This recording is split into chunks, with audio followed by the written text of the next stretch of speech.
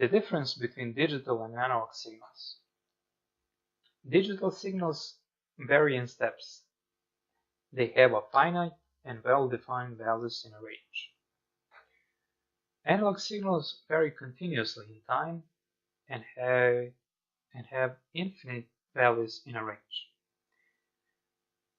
For example, digital signals can be transmitted using zeros and ones, while analog signals can be, for example, daily temperature, wind speed, daily humidity, air humidity, and so on. You may have heard about this concept.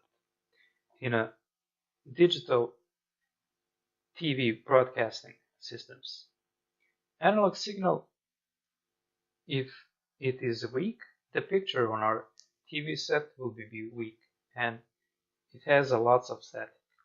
Versus the digital, as long as the TV set is receiving a signal, the picture stays perfect. Almost every country today in the world tries to convert from old analog signals to digital signals for broadcasting.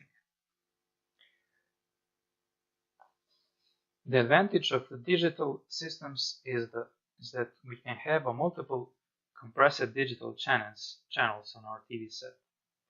While with the analog signal, we can have only one single television channel.